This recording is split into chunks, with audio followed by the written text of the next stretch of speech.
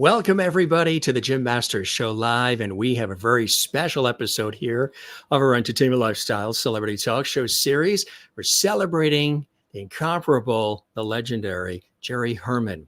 And we've got a very, very special guest joining us from California, from her lovely home in the Los Angeles area, Jane Dorian, who is his goddaughter, and she also handles his estate. She is here exclusively on the Jim Masters Show Live series to chat with us about the iconic Jerry Herman, and of course, some exciting things that are happening.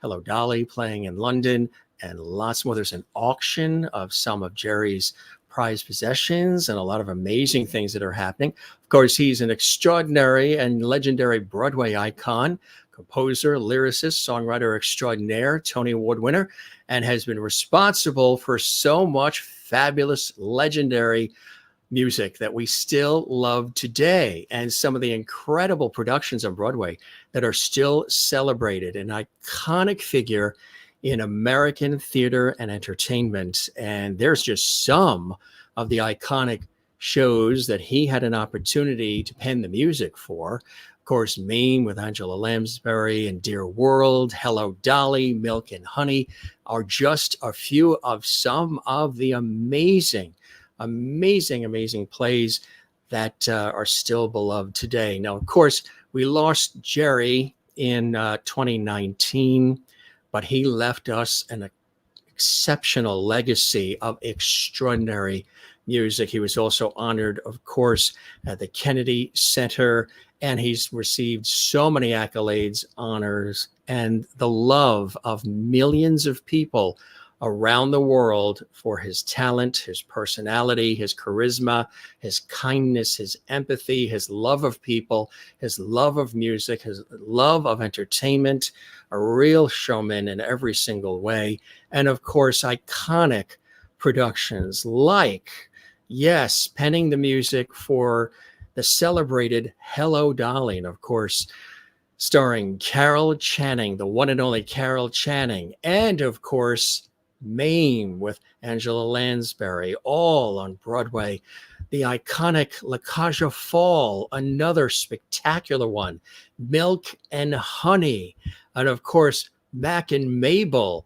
As I mentioned, Dear World, another with Angela Lansbury. So many of them. I'm sure this is bringing back memories for you. Miss Spectacular, and of course, Parade, the musical revue. Grand Tour, so many of them. Showtune and Mrs. Santa Claus. Yes, the music of Jerry Herman in that as well. And of course, he's worked with so many extraordinary people. I love this shot. I'm sure you do too as well. There is Jerry Herman himself with the incomparable Angela Lansbury on the left and the always witty and wonderful Carol Channing on the right. What a sandwich of fabulous entertainment that is right there. So many spectacular people that he's had an opportunity to work with. Again, an extraordinary person. And there really isn't a time when you don't hear his music. I love this one too. You know, we have a wonderful relationship with our dear friend Lucy Arnaz. Matter of fact, she just performed at 54 Below. We were there cheering her on. She's been on our show several times. There is, of course, Jerry Herman with Lucille Ball, and with Don Pippin as well, and so many other fabulous photos we're going to show here real quick. Some spectacular things just to wet your whistle a little bit, of course, as well. And of course, our very special guest, Jane Dorian, who again is the goddaughter of Jerry Herman, as well as the trustee, the person who is handling the estate, which I think is something very special that she's doing. She's keeping his memory alive as the person managing the estate. You know, there's never an evening when somewhere in the world, the music and lyrics of Jerry Herman are not being sung by a lady in a red headdress or a lady with a bugle or a middle-aged man in a wig. Hello Dolly, of course, Mame and La Cage. Well, they're home to some of the most popular, most often performed, and most successful musical heroines of all time, and have given Jerry Herman the distinction of being the only composer-lyricist in history to have had 3 musicals that ran more than 1,500 consecutive performances on Broadway. His first Broadway show with Milk and Honey in 1961, followed by Hello Dolly in 64, Mame in 66. Dear World in 69, Mack Mabel in 74. The Grand Tour was in 79. La Cage was 83. Jerry's Girls in 85. Mrs. Santa Claus 66. A CBS TV special starring Angela Lansbury. That was fabulous. Showtune, a review of his life's work. Performing in regional theaters around the country. His string of awards and honors include Tonys, Grammys, Drama Desk Awards, the Johnny Mercer Award, the Richard Rodgers Award, the Oscar Hammerstein Award, the Frederick Lowe Award, the Songwriters Hall of Fame, and Theater Hall of Fame as well. As I mentioned, we have, again, a very special guest. These are wonderful shots of the two together. I really, really love that. And the Hirschfeld in the upper right-hand corner or the left-hand corner, really something special that was sent to us. I could go on and on and on, you know, as a fan of the music and of all of these incredible shows and productions and so much more. But why don't we bring his goddaughter? She just literally landed from Miami, Florida. She's back home to be with us, me and you here. We welcome everybody who's watching from around the world.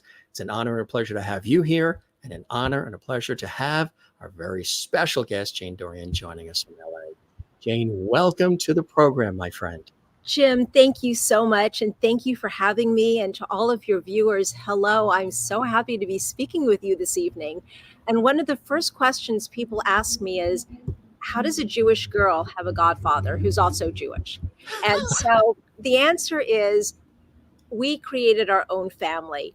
My mother and Jerry met when they were 17 years old at the University of Miami. They were the 2 skinniest people on campus, and they saw each other at the quad. They circled one another and didn't say a word. And as fate would have it, that same night they were at a freshman party. Jerry was at the piano playing the American Songbook. My mother sat next to him, and she was an operatic trained singer, sat down right next to him and started singing. And they never stopped making music together until the day she died, which unfortunately was way, way, way too soon. But in all of Jerry's shows, some way, somehow, she is peppered into the lyrics. A perfect example would be in Mame. My mother was from North Carolina, and when she was angry or excited, that Southern accent came right back. But in Mame, when they say, you know, pecan pies, my mother made the best pecan pie on the East Coast, no doubt about that. So long story short, the reason I'm named Jane is because Jerry was named Jerry, and my mother wanted to honor that relationship. And I became Jane. And there literally was never a time when Jerry wasn't in my life. There's so many synchronistic experiences, like when I was getting ready to give birth to my daughter, who also, I decided lightning can strike twice, and Sarah became Jerry's goddaughter as well. And if you look up the music and lyrics to Miss Spectacular, there's a song called Sarah Jane, and the lyric goes, "I'll love you forever, my Sarah Jane." And that was for the 2 of us. So anyway, like I said, there was never a time for me until that sad day on December 26, 2019, when Jerry wasn't an integral part of my life. And now it's truly my honor to be the manager of the Jerry Herman Legacy LLC. And my greatest desire is to make sure that the world hears his beautiful, beautiful music. He really was somebody quite special. He was one of the hardest working people in the industry. He was so creative and so forward thinking too in his music. He was so beautiful at being able to eloquently capture the feelings and the moments and the times in our lives, and to do it in such a celebrated way. It's really quite extraordinary when you look at the body of work, right? When you realize that he tackled so many different things, sometimes even issue-oriented productions as well.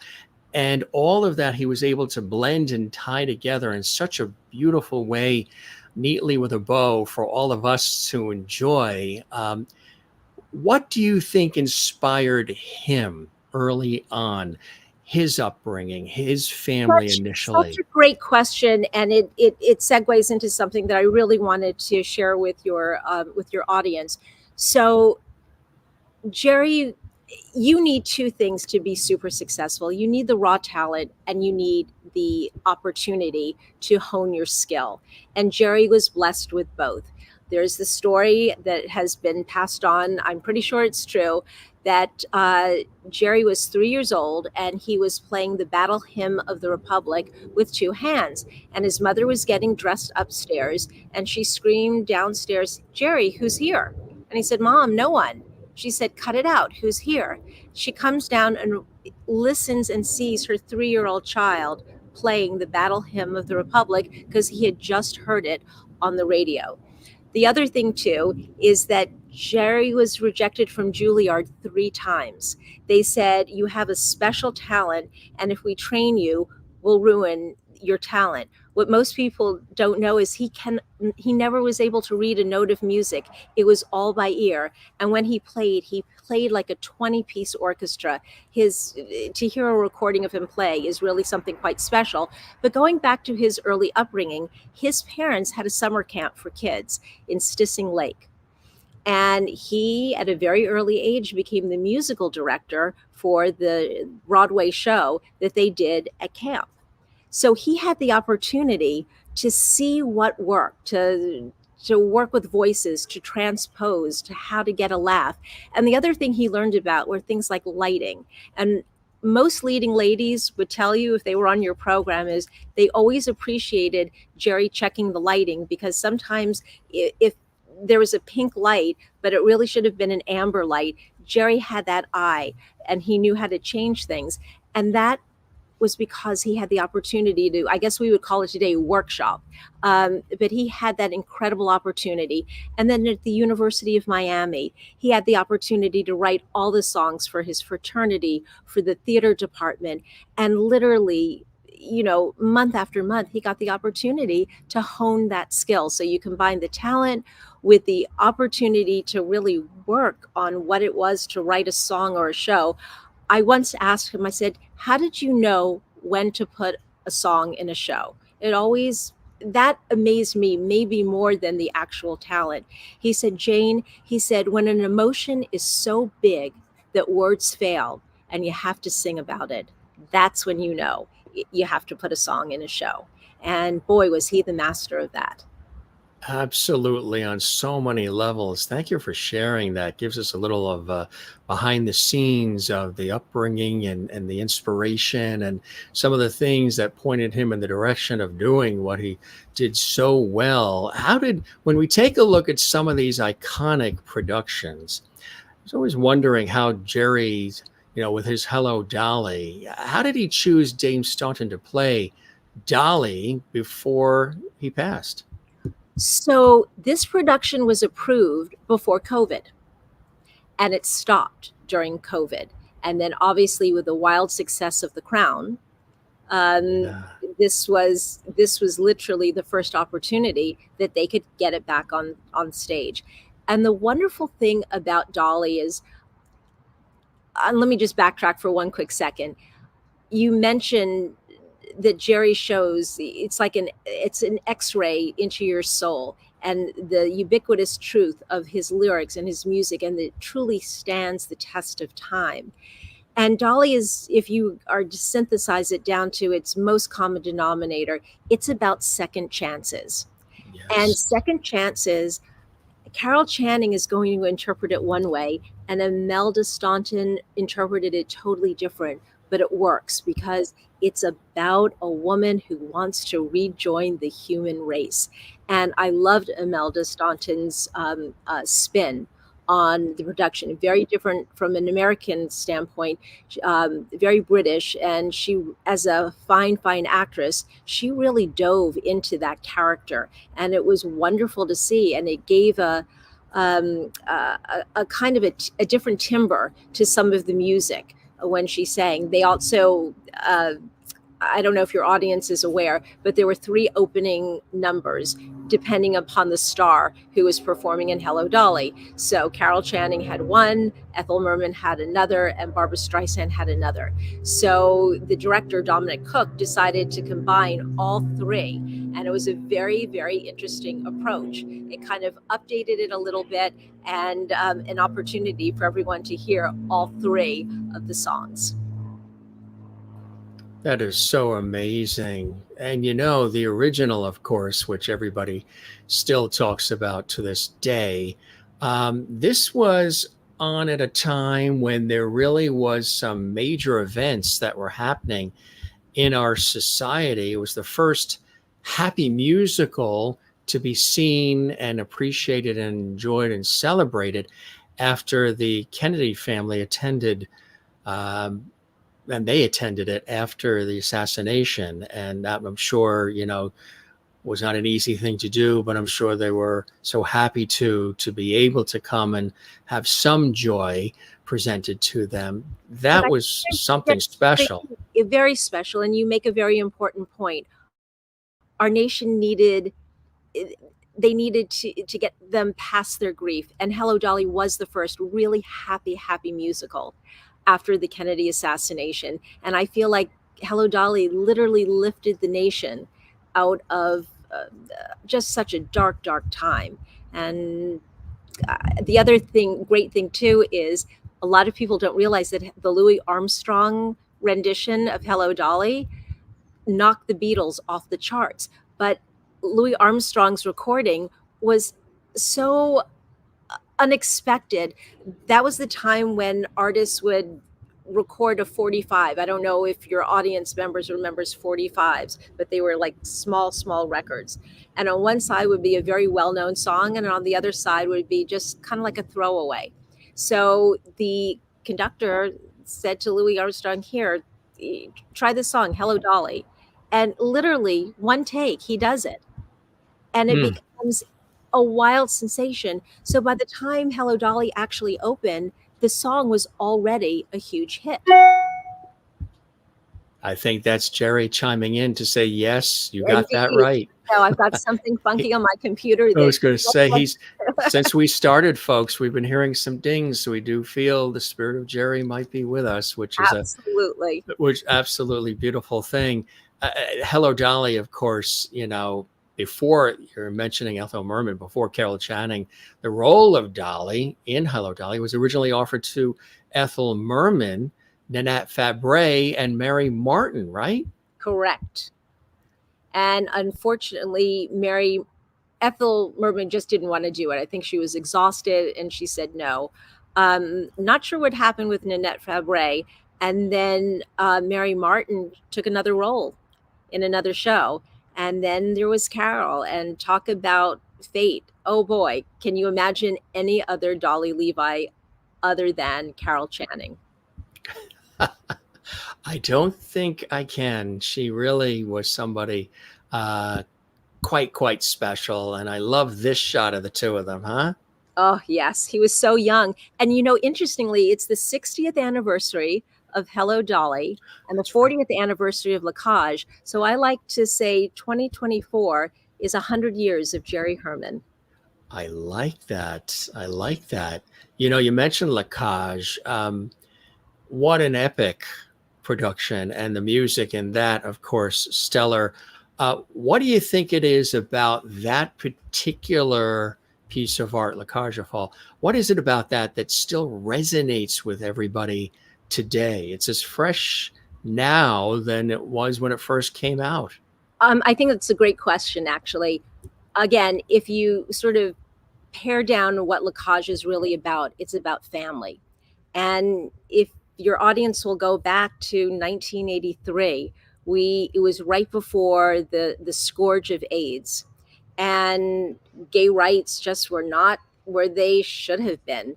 And it was a very brave thing to do. And I think only Jerry could have written those music and lyrics, because he was able to make his points against bigotry and what is family, and looking at it from, to quote him, a different angle.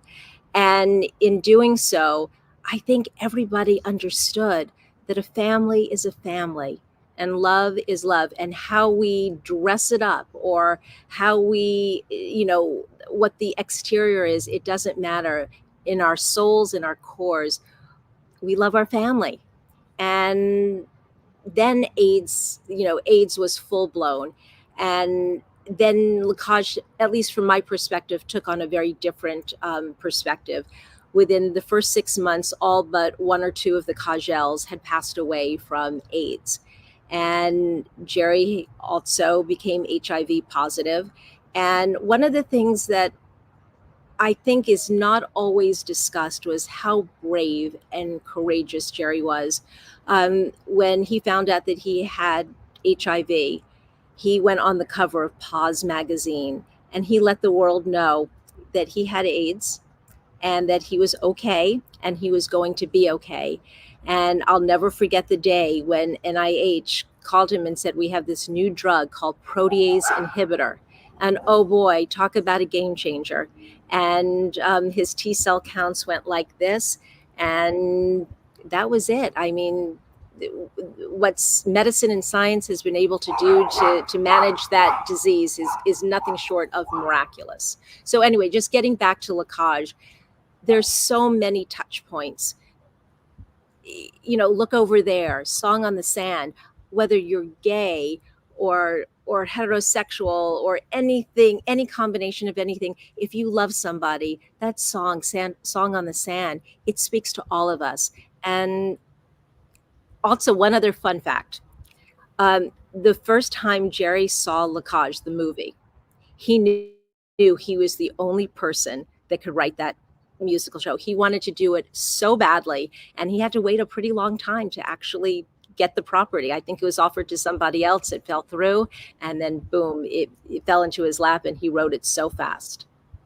That's incredible. That's a great story. Thanks for sharing that. We'll talk about Mame as well, and the incomparable Angela Lansbury, who we just lost not that long ago. And she had, of course, that iconic series on CBS, Murder, She Wrote, and really a phenomenal talent and missed to this day, like Jerry. She got the role of Mame by Jerry sort of teaching her two songs, and so let me set this up for you, okay? Snuck it into the orchestra pit. Let me set this up to you because there's a little bit more to the story than that.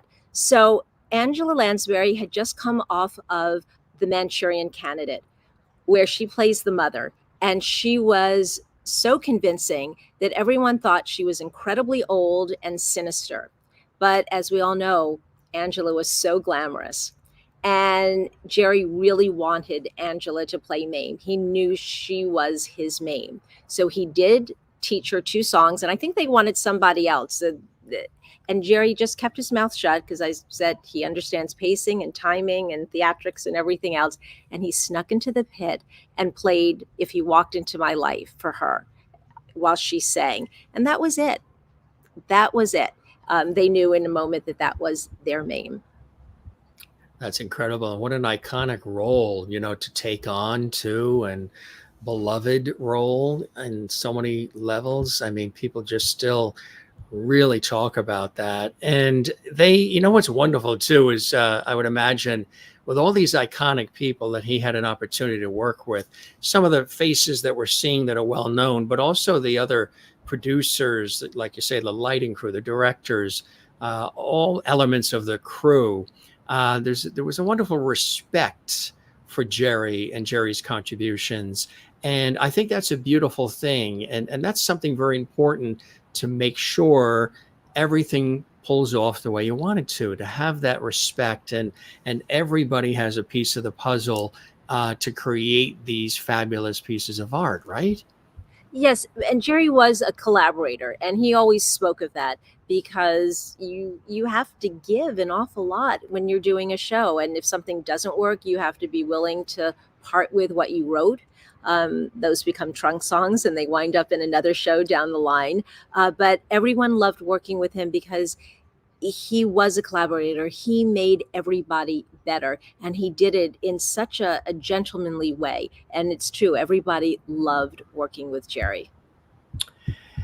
What was, do you have a favorite of his shows? Is it Hello Dolly? Is it Mame? Is it something else? What is your personal favorite, Jane? I know it's hard to decide. Well, that's like saying, what is your favorite Favorite child? it's really hard. I like some better than others. Let me just go score by score and sort of weigh in. I think musically, not with the lyrics, but musically, his best score was Milk and Honey. If you really study that music, it is such a wow. I still get goosebumps listening to that. I think the cult favorite is Mack and Mabel by far. Oh, yes. Just without a doubt. I think the most impactful is La Cage. As I said, it tackled something so big. And basically, he had two shows. Mame was about bigotry, fighting bigotry. And while La Cage at its core was about family, it was also fighting bigotry as well. Because, Dandon was the Frenchman, or is the minister of, behavior, or whatever his official title was. So I love the fact that Jerry had an opportunity to address those issues twice.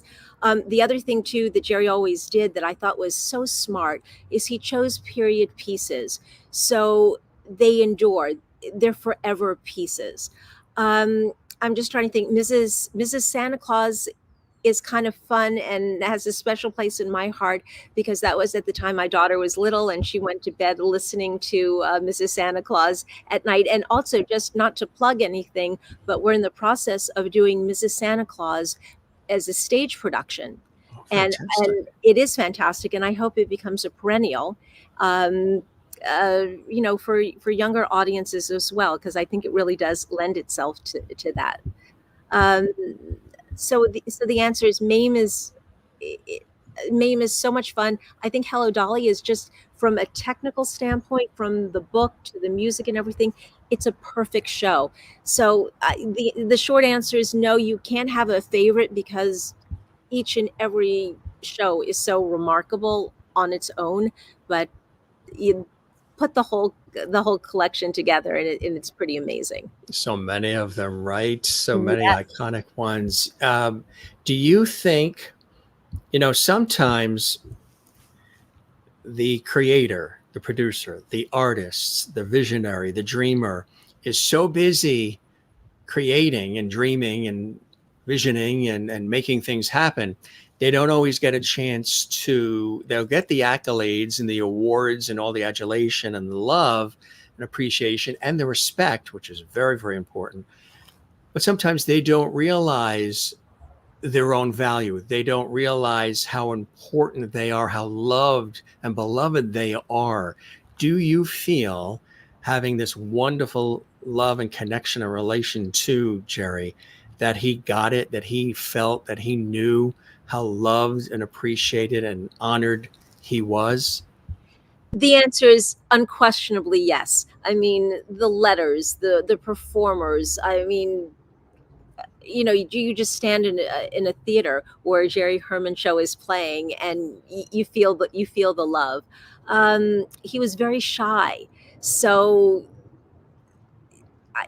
I won't say it was hard for him to receive it, but there was a part of him that just didn't believe it. But he absolutely knew. And with all of the awards, and he was so proud of the Kennedy Center Award. And, if I can just kind of segue into the ASCAP legacy program that he started, that will continue for just decades and decades to come. The way I think he is showing his love is he wants children and college-age students to know what musical theater is all about. And so he has set up these programs to teach them about musical theater and offer scholarships. And I think that's a way of acknowledging the love that he was so loved. He wants to pay it forward in this way. How beautiful is that, huh? Yeah. That is something very, very special. And there's also the Jerry Herman Awards, right? Yes, and that's all part of the ASCAP program. So that is part of it. Oh, it's wow. an umbrella, and it's something that we're working very hard on.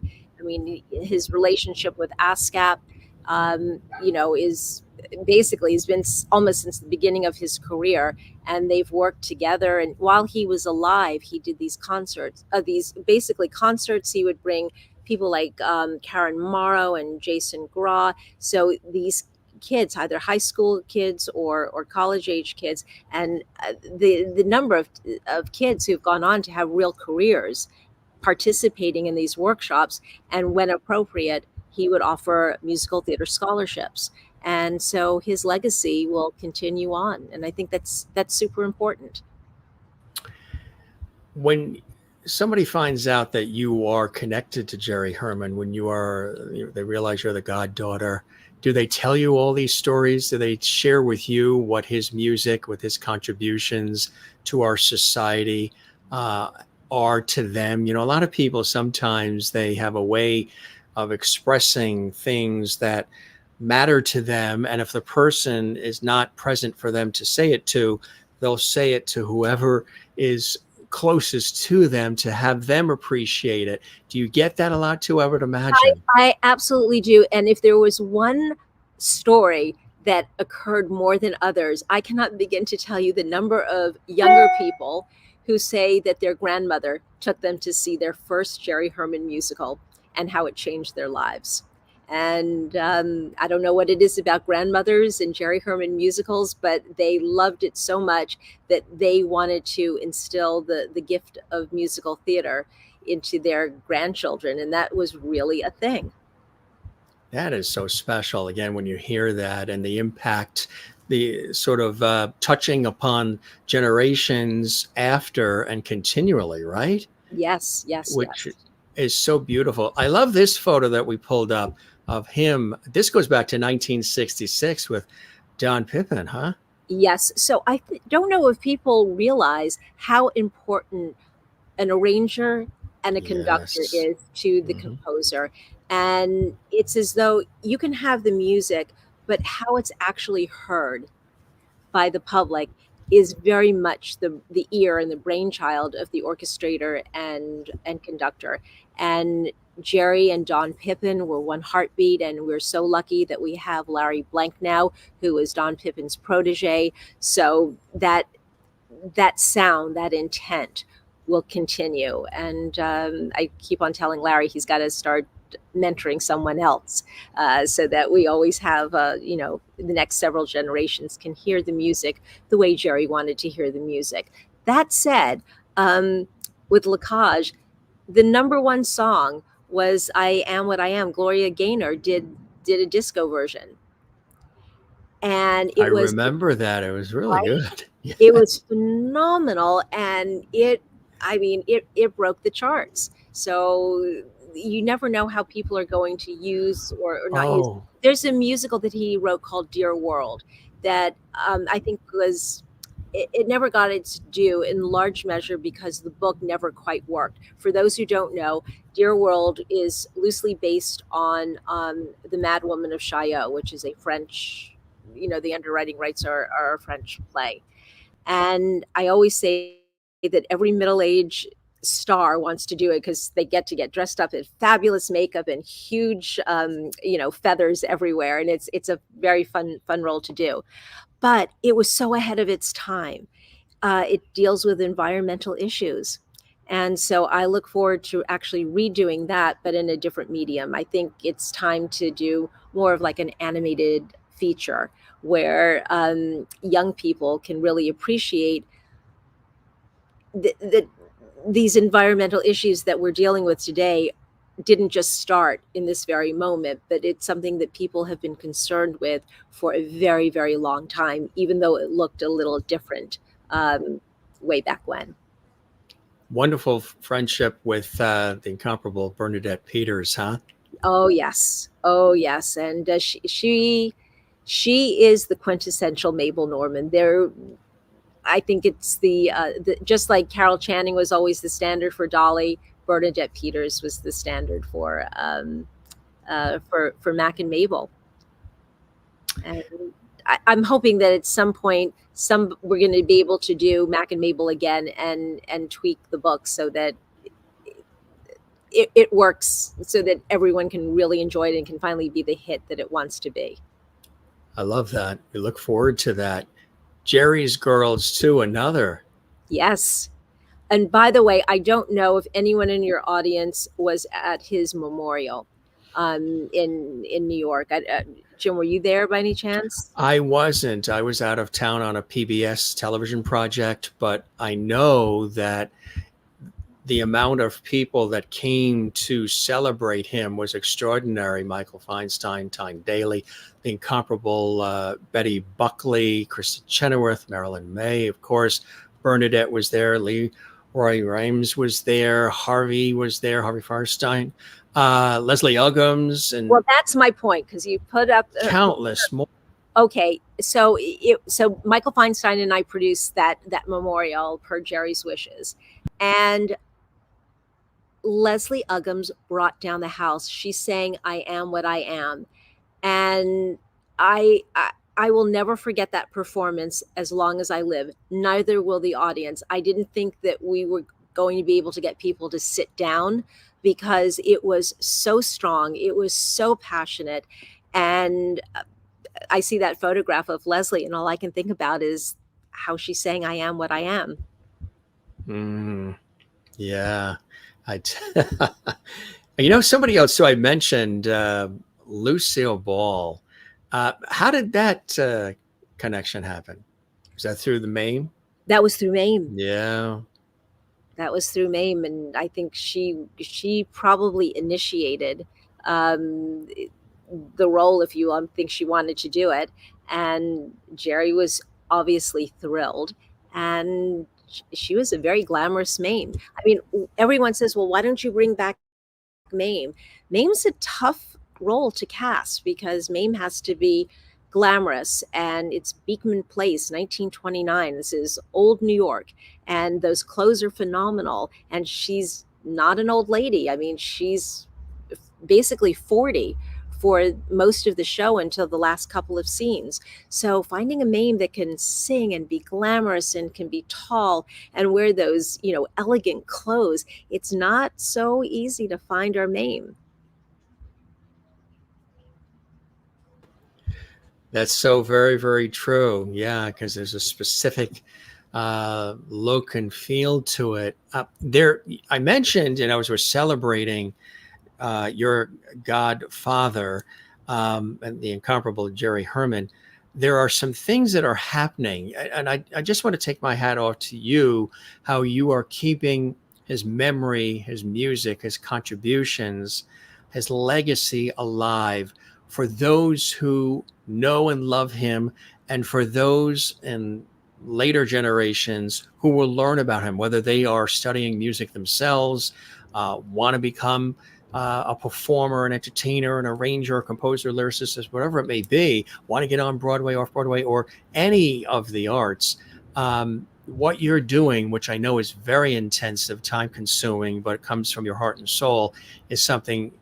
It is your life's calling. It is your mission. I mean, I know you also have a wonderful, bustling real estate career as well, but this project of keeping the memory and the music of Jerry Herman alive is something that really is truly a labor of love and near and dear to your heart, isn't it? Oh, it is. And for me, there isn't a moment, especially a big moment, that isn't marked by a Jerry Herman song. There isn't a mother in the world that doesn't think in her heart, if he walked into my life today, at some big momentous occasion, whether it be a wedding or a graduation or whatever, Jerry's music is like an X-ray of our soul. And it's super important that people not only hear it, but experience it. And that takes a little bit more effort. It's more than just listening to the song on how do we stream now, or the radio, or whatever. It's wonderful to hear it, don't misunderstand me, but to see it in context, to understand why, and then to kind of own it yourself a little bit. How does that become your song? So yes, I am very involved with many, many productions. Thank goodness COVID is over and we have the opportunity. And the great thing too is Jerry's shows translate literally all over the world. There's a Hello Dolly in Uruguay. and another one in Tokyo. And literally every day we get requests for people to do shows everywhere. I think we're going to have another La Cage coming up in the not too distant future, hopefully another Mame, as I mentioned, Mrs. Santa Claus. So all I can say is it's time for the best talent today to have their turn to present Jerry's works. And whether that be in shows, in movies, you know, it's today. We can look at all possible opportunities. I just want to make sure it's accessible to everyone. Absolutely. And you mentioned, of course, the brand new production at the London Palladium for a limited summer season run. There are some fabulous people that are being reunited along the way in that production, right? Yes. So, you know, how can I say this? Um, the British theater is pretty remarkable. They have their group of people, and they're incredibly talented, and they love working with one another. So I would love to see the production continue on for a while. I know Miss Staunton has an incredibly tight schedule, but yeah, it is pretty wonderful. In addition to that, you're working on some other things too, which I think is spectacular and people might not realize. Jerry Herman's, well, the crypt itself, it's unused, right? And it's next So to here's a great story. next to Marilyn Monroe and Hugh Hefner. It's very close. Yes. So Jerry, when he had a health opportunity in the 90s, he was putting his affairs in order. And that's when he purchased the crypt. And Jerry, many people may not know is Jerry also had what I will call restless real estate disease. He loved to buy and sell properties. It's probably one of the reasons I went into real estate, because, we shared that together. And so his health got better. He moved to Miami. And then as he was getting older, he really wanted to be buried next to my mother and his mother in the same plot. And so that got changed. So when he passed, he was buried, and he's literally in between my mother and his mother, the ultimate Jerry's girls. So I figure they're having a lot of fun in heaven someplace. And so we had this script that needed to be sold. So the location of the crypt is it's sort of between Marilyn Monroe's and Hugh Hefner's. It touches Hugh's, excuse me, and it's one up from Marilyn's. And boy, you talk about a great party in heaven. Can you imagine those three together? It would have been something. I was going to tell you, it's so heartfelt it chokes you up just talking about it, doesn't it? It's getting a little dry here. Forgive me. I should have brought water with me. She just got off a plane, folks, from Miami. So anyway, I think that was the last cough. So yes, we are auctioning it. The auction will be announced. I believe it is going to be the end of October. And you get to spend eternity next to the two sexiest people who ever lived. That's incredible, I tell you. Sure that you get the information so that you can, pass it on to any of your viewers. And as we mentioned, it's by Marilyn Monroe and Hugh Hefner. That's some of his Jerry Herman's personal items will also be auctioned through Doyle's Auction House coming up in December, with the proceeds benefiting Jerry's program through ASCAP, teaching musical theater to college students, in some cases offering scholarships. Tell us about the auction and how that's going to be. That's going to be something. Oh, it is really going to be something. And there's some real treasures in there. Spoiler alert, his piano. And to be able to own the piano that he played on, I mean, for someone who plays, who loves musical theater, I can't imagine someone not wanting to have a piece of Jerry like that. And you'll see the catalog soon, but there's some real treasures. And he was very specific. He wanted to make sure that ASCAP did, in fact, benefit from, as I said, some of his treasures.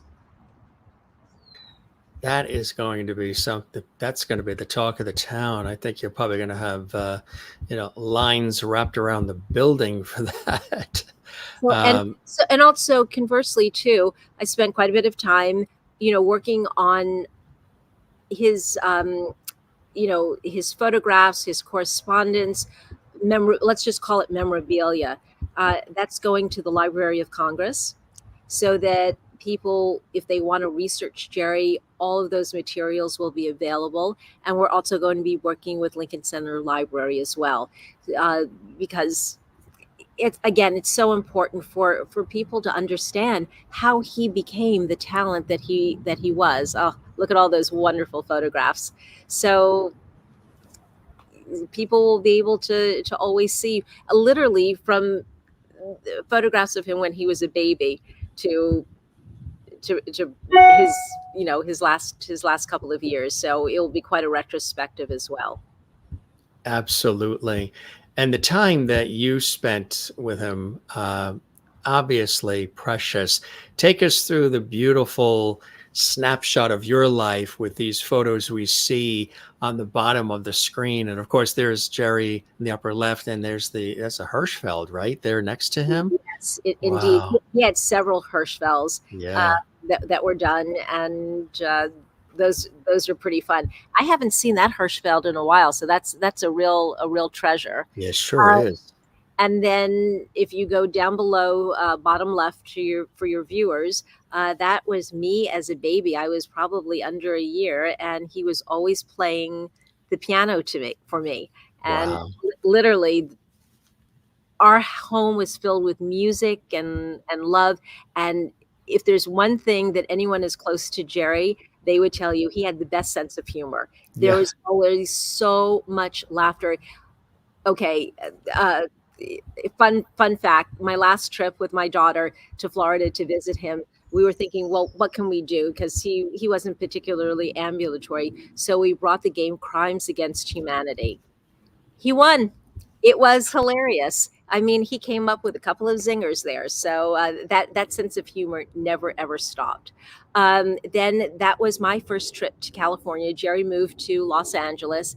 I was 11 years old then, and he took me to Disneyland for the first time. So we had a ball. The next photograph was a picture. He won a huge award, theater award, and that was an after party. And then, of course, we're at the White House when he received the Kennedy Center Award. So, I was there for his milestones, and he was You there. were side by side for some of his incredible moments, and he was there with you for your life. That's absolutely incredible. How do you describe him? There's always an image people have in anything where they're a public figure. There's an image that's crafted. There's an image that it develops. What would be a few things? You mentioned his humor, and of course, we know his extraordinary talent and his wit.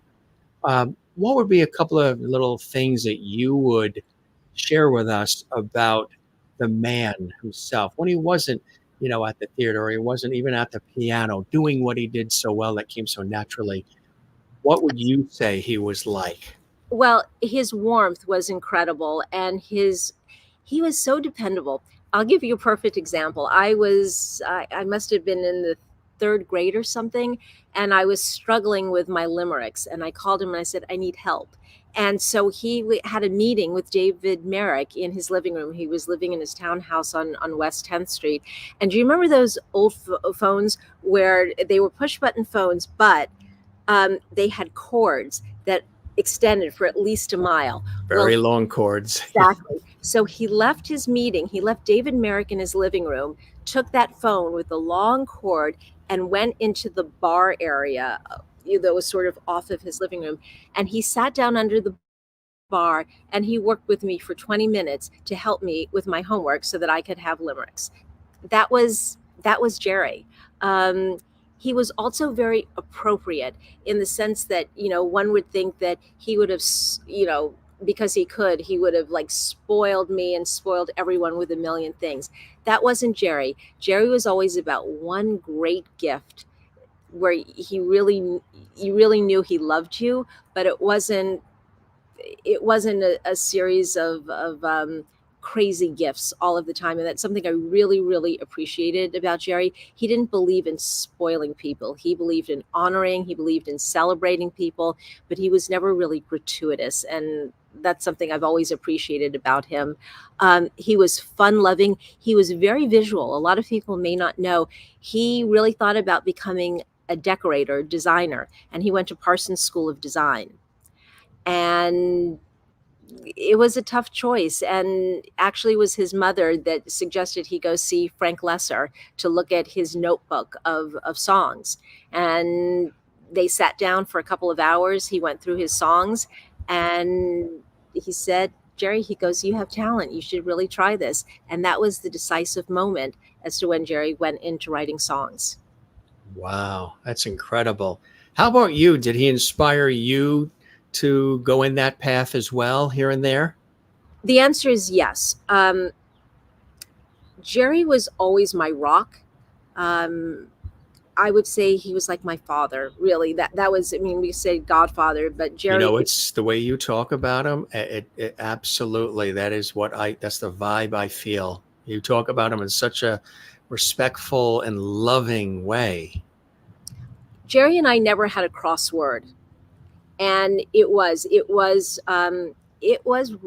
really love. I don't know how else to describe it. We always adored one another, and how can I say that the relationship was just easy. I think he may have endowed me with some extra special qualities because I was born a day after his mother. And apparently my mother's labor was so long that I think God really did intend for me to be born on November 25th, like his mother. But oh yeah, we were family. And I see a lot of us in La Cage. That's amazing too. When you think about it, you mentioned too, are there some productions or is there material that is unreleased or not seen by the public yet of Jerry Herman's that you're Yes. working on? Yes, there is. I actually, when I was going through the archives and everything, I did find some cut songs from Mrs. Santa Claus, and we're in the process of getting those published. And then for Miss Spectacular, Miss Spectacular was never produced. So we're working on getting that produced as well. And that's just going to be so much fun. That's amazing. We'll look forward to that too, and all these other things that you've got up your sleeve. You're really, you're in the thick of it, and I love it. And you're sharing it with all of us. I love this shot too. This is in his Beverly Hills office, I think around 2006. Yes, that was his house on Bellagio. That is his portrait, which I do believe went to the Smithsonian, and I hope they will pull out his artifacts. And he had a huge like museum at that house. There was this like a sub basement, and it went on forever, where he had costumes from all of the shows and great posters and all sorts of fun things. And that's housed at the Smithsonian. So that's pretty wonderful. That is amazing, huh? That is fantastic. So when you go to the Smithsonian, folks, ask to see that. I think you'll be pleasantly surprised. Absolutely. Yeah. See a couple of his Tony Awards. Okay, that's a great one. Day in Hollywood and Night in the Ukraine. He wrote, so there's something called show doctors. So sometimes the show is almost there, but just needs a little bit of extra help. And Jerry wrote 2 songs for A Day in Hollywood and Night in the Ukraine, and they were amazing. One of them was Best in the World. I mean, it just grabs at your heartstrings. And then Just Go to the Movies, Just Go to the Picture Show. So I think his contribution really, really helped that show tremendously. He was always on the forefront of so many things, and his music reflected that. And the music, again, not only makes you feel good, it can make you cry, it can make you laugh, it can make you think, it can leave you with so much. I can only imagine, what he would be creating and producing now considering all that we've gone through as people, as individuals, as a society, even in just the last few years of our lives, where it's been global, it's been personal, it's been international, it's been whatever. And so many aspects of our lives have been affected and touched. I can only imagine through song, through lyric, through the beautiful music, what he would be saying and what he would be presenting for all of us. He was quite perspicacious, and I think that one of the things that that there was a song that he wrote called "I Don't Want to Know" from Dear World, and the lyric goes, "If music is no longer lovely, then I don't want to know, and let me stick my head in the sand."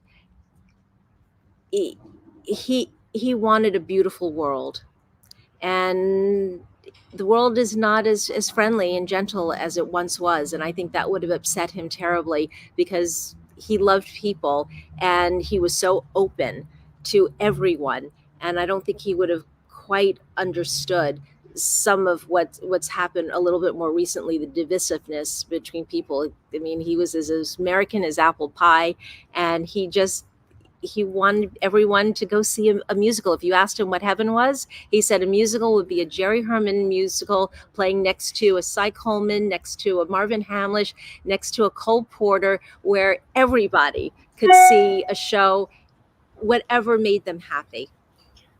That is so perfectly said, and I like that idea.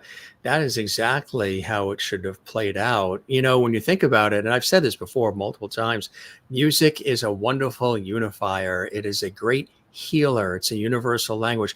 I would say music and humor, laughter. We need to laugh more. I'm very big about laughter. I'm always looking for the witty line and the way to bring people together and melt the ice with laughter. And I'm a big lover and appreciator of music as well. I think those two things, those are my go-tos. That and the ocean, because we're here by the coast on the East Coast. The ocean is a go-to for me. Music surrounding it. And I like music, you know, we have where our home gets filled with music. We were raised with music. Every holiday, the music on. The stereos were always going in our house. Our parents really introducing us to great music and other relatives. So the music always was in, and it just really went inside me, and it's never left. So the ocean, music, and laughter, humor. We have to have some of these things. Get out to nature, listen to music, and laugh and smile more. These are essentials in life, right? Basic. Oh, I couldn't agree with you more. And that's one of the things I appreciate about Hello Dolly so much, is it's a farce. And if you can, it says, look, we're all fools, all of us. And if you can't laugh at yourself, oh, is that a tough way to live? So I couldn't agree with you more. And by the way, Jerry shared your love of the ocean as well. So he always had at least one house by the water, by the ocean. Yeah, the ocean speaks to me in ways that are profound, because it's larger than myself, and it brings such great life, and the sun rises from it, sets in it. It's got its constant rhythm and tide. You know, through the craziness of the last couple of years, I've told everybody, when it seems like the world is coming apart or things are no longer recognizable, go watch the Jerry Herman musical. Right, exactly. You know, you bring some of this out, the music, the musicals, watch a Dick Van Dyke, bake the sourdough bread, go out in nature, and because these things are always here. Other things might seem crazy, but these are staples in our lives, and we need to be plugged in, as we need to be plugged in with one another as well. What are a few other exciting things that you're looking forward to that you might want to share with us? I think that's kind of it at the moment. My brain may be a little bit tired right now, but I think I would really love to leave you with one thing that always fascinated me. Jerry wrote both the music and the lyrics. And I said, well, what comes first, the music or the lyrics? And he looked at me like I had three heads. He said, it comes at the same time. He said it comes from my head into my fingers. He said it all happens at the same time. And he wrote so fast. I think he wrote Mame in practically a weekend, because once he gets it in his head, that's it. And there would be times when he would be inspired. He would see a show and he would say, great show, great music, but I think they missed an opportunity. And he would come right to my house and he would literally play a brand new song and say, that's what they should have said. Wow, that is absolutely amazing. And before we do go, and I appreciate your generosity and your time. I know you're very busy and you just, came in from the East Coast. The evening spent with him at the Kennedy Center Honors, that must have been extraordinary. And of course, all the honors he's received, presidential and everything else. You've been with him for some very special, special moments. You're going to take those with you for the rest of your life, aren't you? I certainly am. I mean, my relationship with Jerry is it's more than once in a lifetime. It was such an unusual, special kind of relationship that I am beyond blessed. And he is so a part of me that I have such a sense of joy to be able to let everyone a little bit in on not only his music, but his history, his life. I just want people to have the same kind of access to Jerry that I did. And I think it's time very, very well spent, just for the world. Because when you sing a Jerry Herman song, you have a smile on your face. And that's a gift.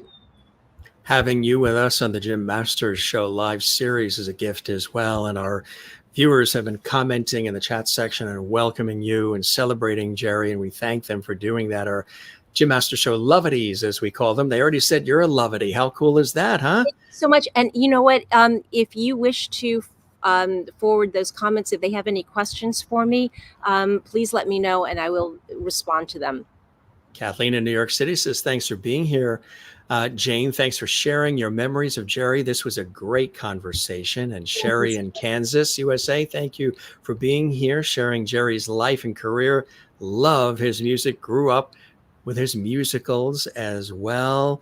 And all these comments coming in. Thanks, gang. We appreciate this. It's very beautiful of you to share your love of our conversation and of Jerry. Really very, very, very keep special. Listening to his music and keep his songs on your lips.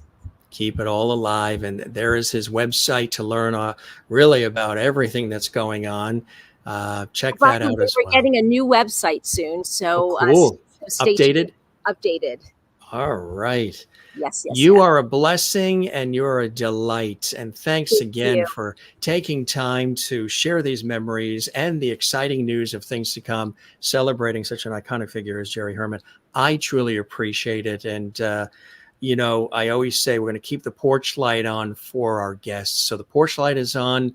Jane, you are welcome back anytime. And I hope you enjoyed the time with me as much as I have with you. You are a treasure too. So thank you so much. And I look forward to seeing you and speaking with you again too. Take care. All right. You take care and be well. And thanks again for everything, Jane. You be well. You too. Bye-bye. Bye-bye. Extraordinary conversation, extraordinary person as she honors and celebrates her godfather, the iconic Jerry Herman. Was this not a spectacular conversation here on the Jim Masters Show live series? She was coming to us live from her. Didn't you love that backyard? That was gorgeous. You know me, I love architecture and landscape. And I even studied architecture and design before I went into the crazy world of television, radio, stage, and film. Jerry Herman, of course, an iconic figure, a treasure in not only theater, but just in American life. His songs have transcended the test of time. As Jane said, if you're ever not feeling good, just put on Jerry's music and you will think, you will feel deeply.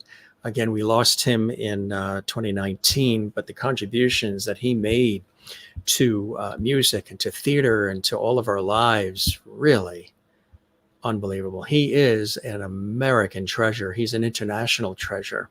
And as I said, the legacy and the music from all of these iconic productions. And this was really just scratching the surface, folks. So much more than just what we talked about here. But of the ones we talked about, there's Milk and Honey, which you talked about as well. All spectacular and iconic. Mack and Mabel. And, the music you can get on Spotify and iTunes, Jerry Herman's music as well, and Amazon. And jerryherman.com is the website. And as goddaughter Jane Dorian just mentioned, that's the grand tour there. Also, in addition to that, they are upgrading their website.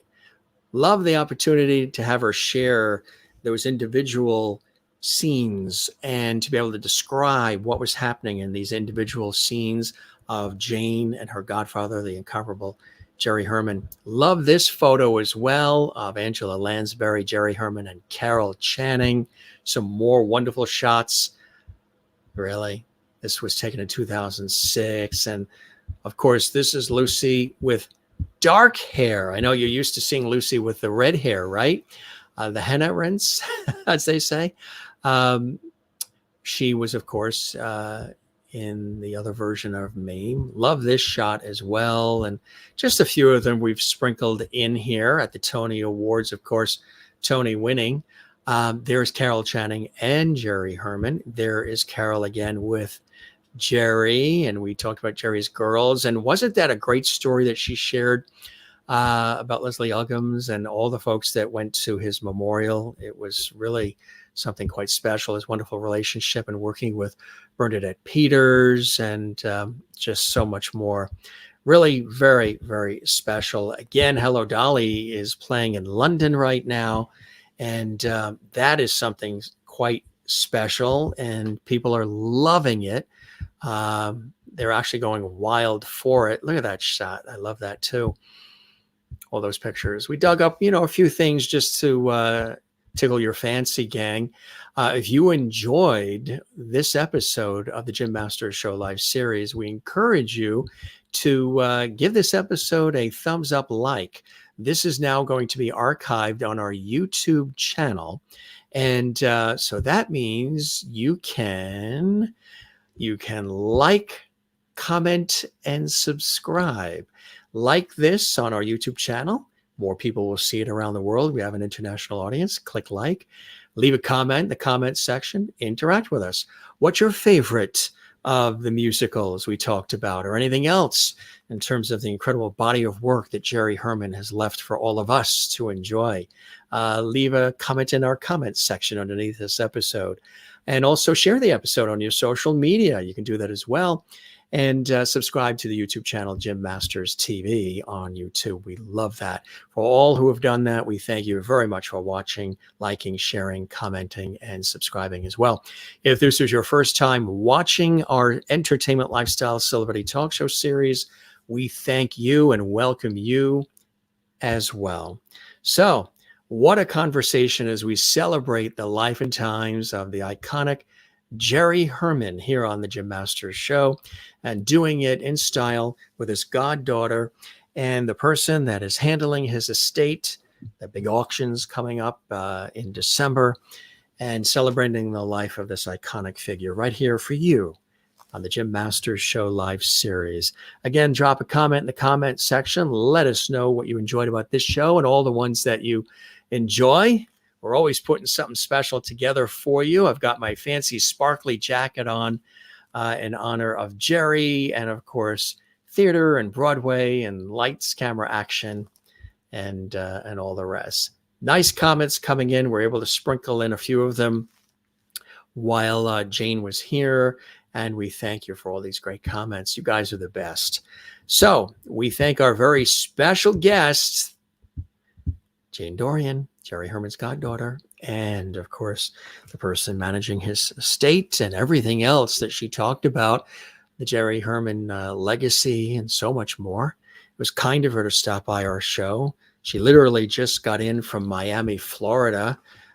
She was there and now she's back home in LA. And again, like I said, didn't you enjoy that fabulous, beautiful backyard that she has? She's involved in the world of real estate, and she mentioned Jerry Herman also loved real estate as well, and that sort of inspired her to go into real estate. Cool stuff, right? I'm your host, Jim Masters. Thanks for joining us. We appreciate you being here. Don't forget to love one another, which Jerry Herman talks about as well, and has done that in song and word for so long. We say it here at JMS as well. I've always said it. Take care of one another, love one another, and don't forget to take care of yourself. Take time for yourself.